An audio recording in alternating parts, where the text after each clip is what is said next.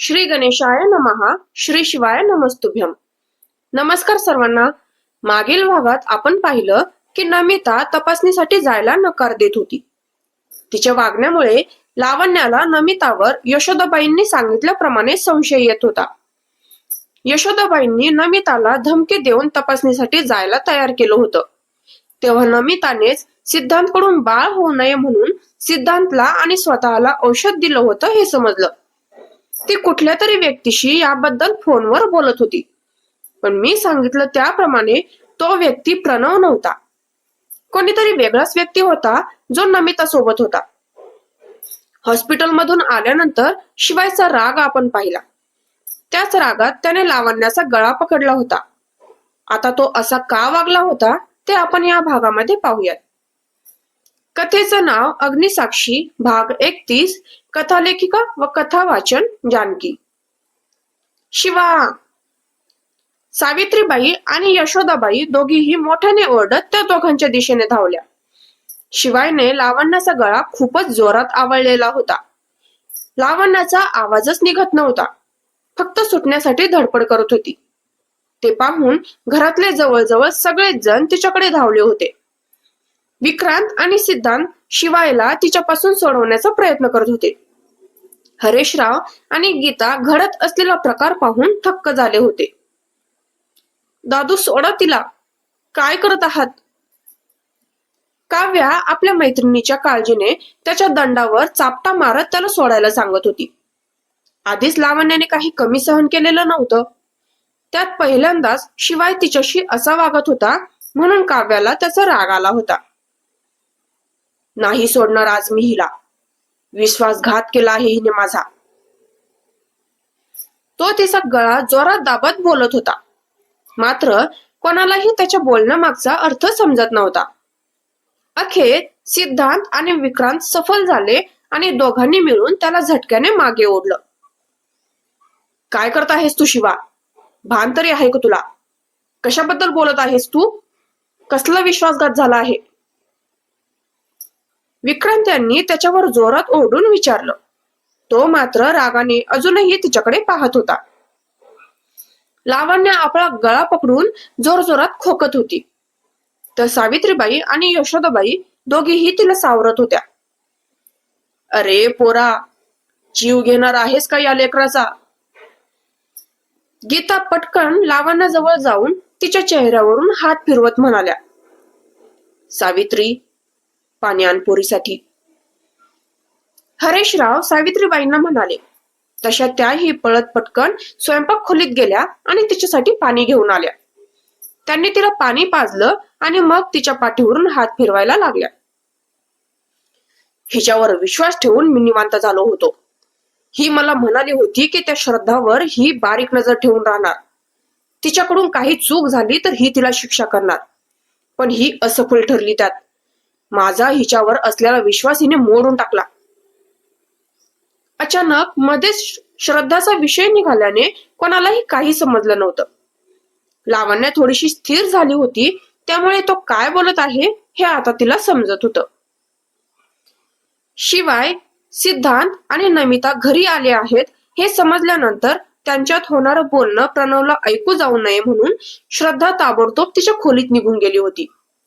बाहेर होत असलेला हा तांडव हलकासा तिच्या कानांवर पडत होता, पण तरीही ती बाहेर आली नव्हती. नेमकं काय झालं आहे व्यवस्थित सांग. यशोदाबाईंनी त्याच्याजवळ येत त्याच्या दंडांना धरून विचारलं. त्याने त्यांच्याकडे पाहिलं आणि मग पुन्हा एक रागाचा कटाक्ष लावण्याकडे टाकला. तिला तर बिचारीला काहीच समजत नव्हतं हे काय सुरू आहे ते. आपल्याकडून काय चूक झाली तिला आठवत नव्हतं.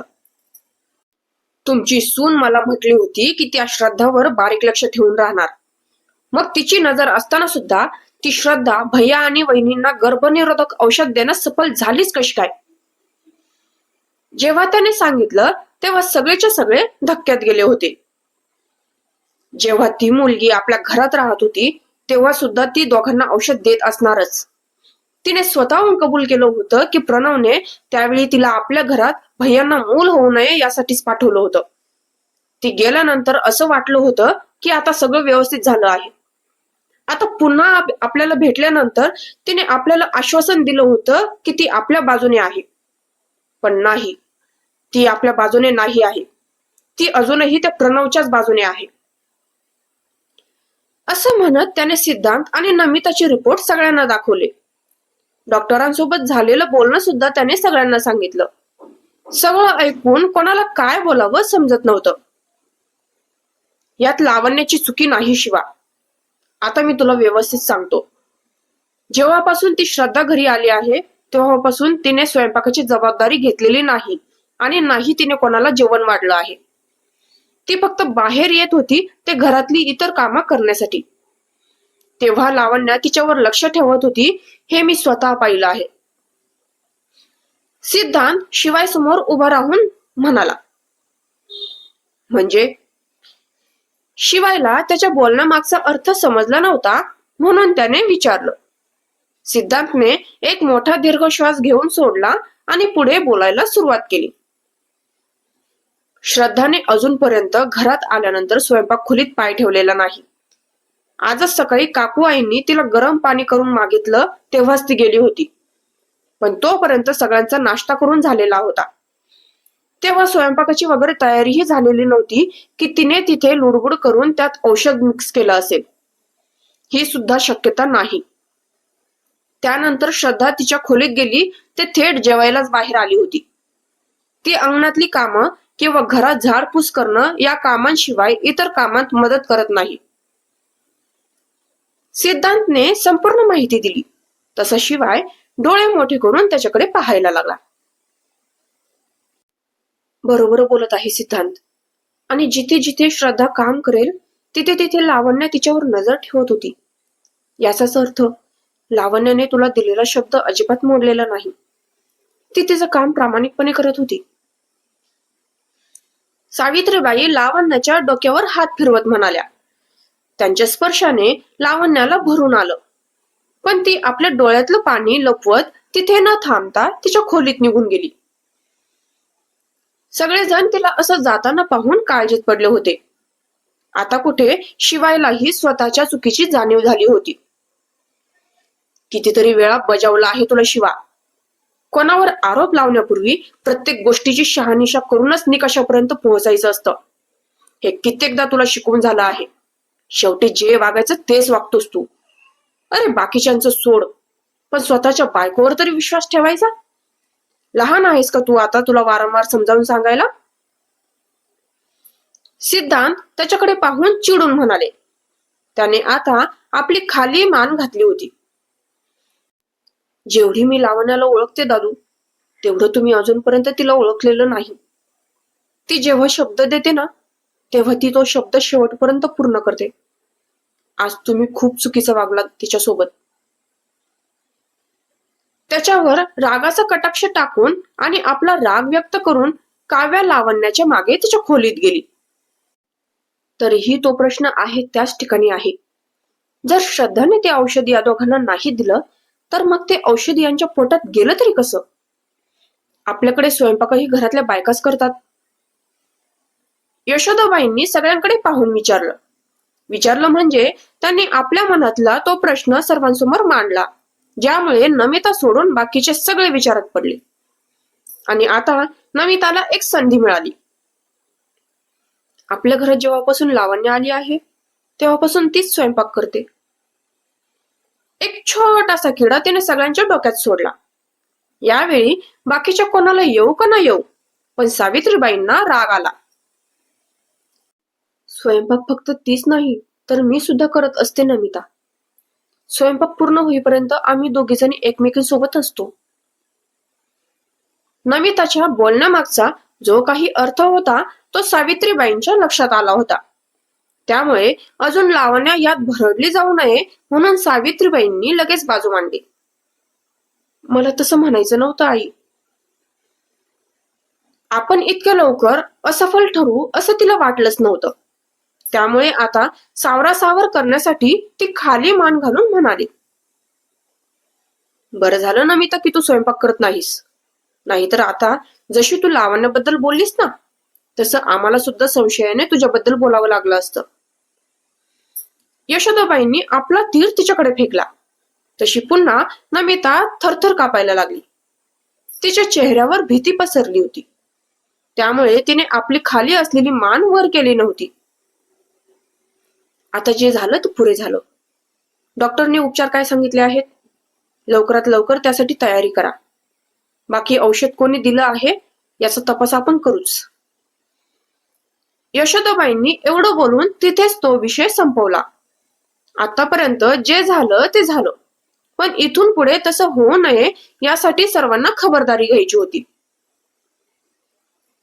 उद्यापासून डॉक्टरने काही औषधी घ्यायला सांगितल्या आहेत, त्या घ्यायच्या आहेत.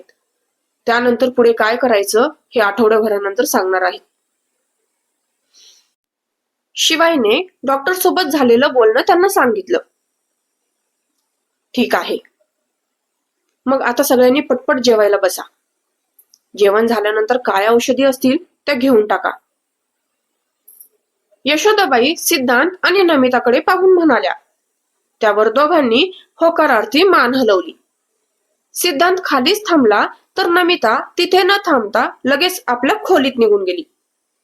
तिला जाताना पाहून श्रद्धा तिच्या खोलीतून बाहेर आली. सगळ्यांना जाण्यापूर्वी तिने पटकन पुढे येऊन त्यांना थांबवलं.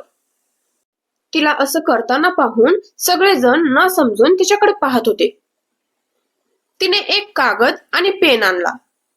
तो टेबलवर ठेवून ती जमिनीवर बसली आणि त्यावर काहीतरी लिहायला लागली. तिला बहुतेक काहीतरी सांगायचं होतं असं वाटून सगळेजण ती काय सांगत आहे त्यासाठी उत्सुक झाले होते. भरभर तिने लिहून अखेर तो कागद शिवाय समोर पकडला. त्यावर लिहिलेले मजकूर पाहून शिवायला तिचा राग आला. तो तिला काही बोलायला जाणार तेवढ्यात सिद्धांतने त्याचा हात पकडून त्याला अडवलं. एक एक करून सर्वांनी त्या कागदावर काय लिहिलं आहे ते वाचलं. जे तिने त्यावर लिहिलं होतं ते वाचून सगळे डोळे मोठे करून तिच्याकडे पाहत होते. लावण्य आणि काव्या तिथे नव्हत्या, त्यामुळे त्यांना सध्या तरी हे माहित नव्हतं. यशोदाबाईंनी तिच्या हातातून पेन घेतला आणि त्याच कागदावर खाली तिने जे लिहिलं होतं त्यावर प्रश्न लिहून तिच्या समोर धरला. तिनेही मग त्याखाली आपलं उत्तर लिहून पुन्हा तो कागद त्यांच्याकडे सरकवला आणि याही वेळी तिचं मिळालेलं उत्तर वाचून सगळ्यांना धक्का बसला होता. श्रद्धाने त्यांना कोणती माहिती दिली असेल हे मी आत्ताच तुम्हा सर्वांसमोर उघड करणार नाही. रहस्य आहे म्हटल्यावर लगेच कसं समजणार. नमिता खोलीत आली. तिने दरवाजा लावून घेतला आणि आपल्या छातीवर हात ठेवून सुटकेचा श्वास सोडला. थोडक्यात वाचले आज. बरं झालं की त्याने मला तो सल्ला दिला, नाहीतर एकट्या सिद्धांच्या रक्तामध्ये ते औषध आढळून आलं असतं तर सगळ्यांना माझ्यावर संशय आला असता. असं म्हणत नमिता संध्याकाळी फोनवरच्या व्यक्तीने दिलेला सल्ला आठवू लागली. त्याने तिला असा सल्ला दिला होता की तिने सुद्धा ते औषध घ्यायचं. सुरुवातीला ती कचरली होती, पण जेव्हा त्याने तिला त्याचे फायदे समजावून सांगितले तेव्हा तिने खाली जाण्यापूर्वी खोलीतच ते औषध पाण्यात मिसळून घेतलं होतं. हेच कारण होतं की जेव्हा रक्त चाचणीचे रिपोर्ट आले तेव्हा तिच्या रक्तातही ते औषध आढळून आलं होतं. हे तर पार पडलं, पण आता डॉक्टरने दिलेल्या औषधी घेण्यापासून सिद्धांतला कसं रोखायचं. अजून एक परीक्षा तिच्या समोर असल्यासारखी ती स्वतःशीच विचार करू लागली. लावण्या, चल ना खाली, थोडस जेवून घे, तुला बरं वाटेल. काव्या केव्हाची खाली जेवायला जाण्यासाठी तिची मनधरणी करत होती, पण तिची खाली जाण्याची काही इच्छाच होत नव्हती. इतर कोणीही तिच्यावर अविश्वास दाखवला असता तर तिला काही वाटलं नसतं. मात्र शिवायने जो विश्वासघाती हा टॅग तिला दिला होता ना, त्यामुळे ती तुटली होती. मला भूक नाही आहे काव्या, तू माझ्यासाठी उपाशी राहू नकोस. जाऊन जेवून घे. मला जेव्हा भूक लागेल तेव्हा मी स्वतःहून जेवण करेन. काव्या आपल्यामुळे उपाशी राहायला नको म्हणून लावण्य तिला जेवायला जायला सांगत होती. माझी लाडकी मैत्रीण उपाशी असताना मी कशी जेवणार आहे सांग बरं. आतापर्यंत तुझ्याशिवाय मी जेवली आहे का? जेव्हापासून आपण एका घरात राहत आहोत तेव्हापासून तरी मला आठवत नाही. आजही तसं काही घडणार नाही. काव्या तिच्या हनुवटीला धरून तिचा चेहरा आपल्याकडे वळवत म्हणाली, एक दिवस माझ्याशिवाय जेवून घे. एवढं सगळं झालेलं असताना माझ्या घशातून घास कसा खाली उतरणार? बोलता बोलता अचानक लावण्याचे डोळे भरून आले होते. वारंवार तिला शिवायचं वागणं आठवत होतं आणि तेवढाच तिला त्रास होत होता. तिचं बोलणं ऐकून काव्या आता तिच्यावर सुद्धा चिडली. ठीक आहे, नको येऊ. मी सुद्धा माझ्या निर्णयावर ठाम आहे. जोपर्यंत तू जेवायला येणार नाहीस तोपर्यंत मी सुद्धा जेवणार नाहीस. अशी म्हणत काव्या चिडून लावण्याच्या खोलीतून बाहेर पडली. तिला अशी चिडून जाताना पाहून लावण्याने कपाळावर हात मारून घेतला. ती तिला समजावण्यासाठी खोलीतून बाहेर पडणारच होती की तेवढ्यात शिवाय तिथे आला. दोघांची नजरानजर होताच तिने लगेच स्वतःची नजर फिरवून घेतली.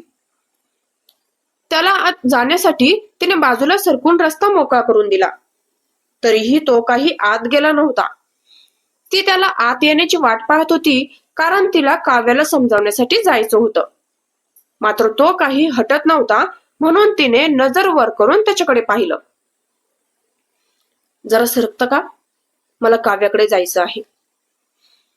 अखेर ती त्याच्याकडे पाहून बोलली, पण तरीही तो काही बाजूला झाला नव्हता.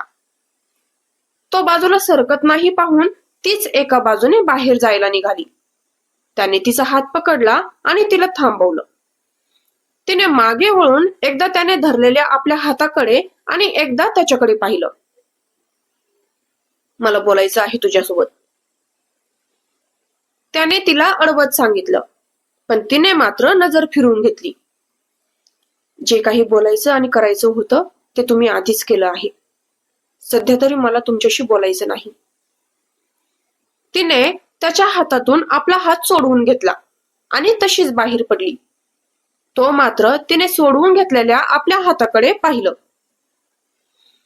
विश्वास हा खूप मोठा पक्षी असतो याचा अर्थ काय होतो त्याला आज समजत होता. ती खूप दुखावली गेली आहे हे तिच्या वर्तनातून त्याला समजलं होतं. हताश मनाने तो आत गेला.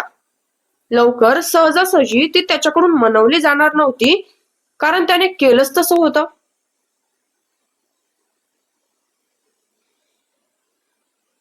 कस तरी एकमेकांना समजावून सांगून लावण्य आणि काव्या जेवण्यासाठी खाली आल्या होत्या. हिने तिचं आणि तिने हिचं असं दोघींनी एकमेकींचं बोलणं मान्य केलं होतं. सगळेजण खाली आले होते, पण शिवाय काही अजून खाली आला नव्हता. शिवानाही आला जेवायला. यशोदाबाईंनी काळजीने विचारलं, कारण त्याला झालेला पश्चाताप त्यांनी त्याच्या डोळ्यात पाहिला होता. हो ना, मगाशी जे काही झालं त्याने अस्वस्थ झाला असेल तो. सावित्रीबाई त्यांच्याकडे पाहून म्हणाल्या, लावण्या, जा बाळा, त्याला बोलावून आण. सावित्रीबाई लावण्याकडे पाहून म्हणाल्या. तिने एक वार त्यांच्याकडे पाहून वर जाण्यासाठी निघाली, पण तेवढ्यात हरेशरावांनी तिला थांबवलं. थांब लावण्या, तू जायचं नाहीस त्याला बोलवायला. हरेशरावांनी असं म्हणताच सगळेजण प्रश्नार्थक नजरेने त्यांच्याकडे पाहू लागले. असं माझ्याकडे पाहू नका. आज तो चुकला आहे, त्याची ही शिक्षा आहे असं समजा.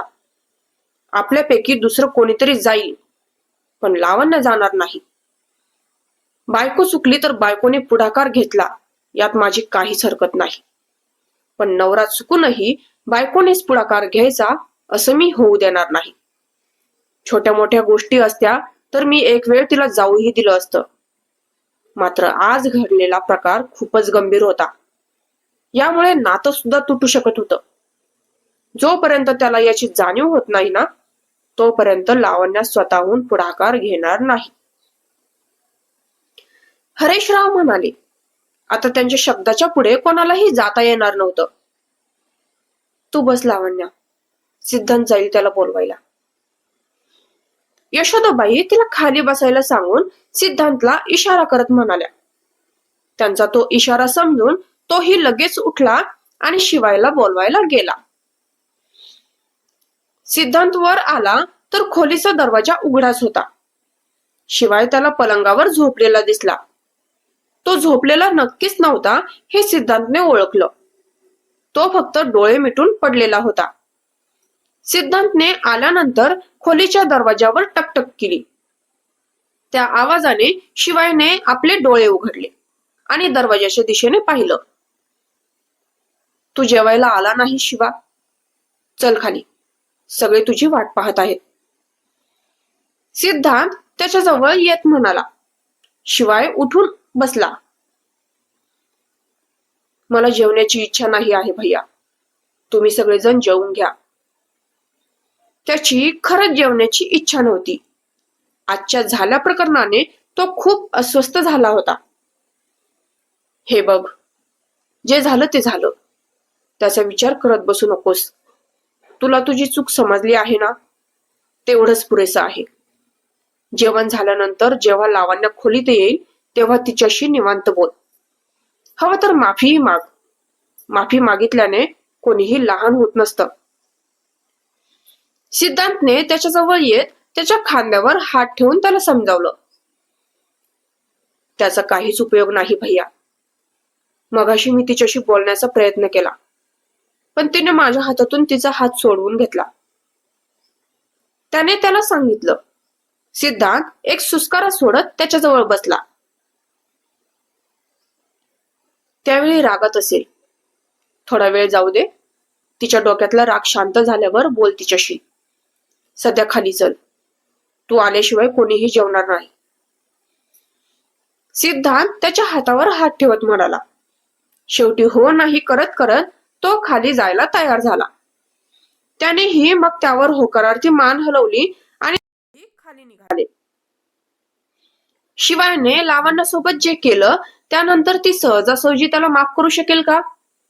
श्रद्धाने घरात नेमकं काय सांगितलं असेल ज्यामुळे सगळ्यांना धक्का बसला होता? हे तर पुढच्या भागात लवकर समजणार नाही, पण शिवाय आणि लावण्याचं काय होणार हे नक्की समजेल. तोपर्यंत हा भाग कसा वाटला हे आवर्जून कळवा. व्हिडिओ आवडल्यास व्हिडिओला लाईक आणि कमेंट नक्की करा. पुढील अपडेट मिळवण्यासाठी आपल्या चॅनेलला सबस्क्राईब करायला आणि बेल आयकॉनवर क्लिक करायला विसरू नका. भेटूया पुढील भागात. धन्यवाद.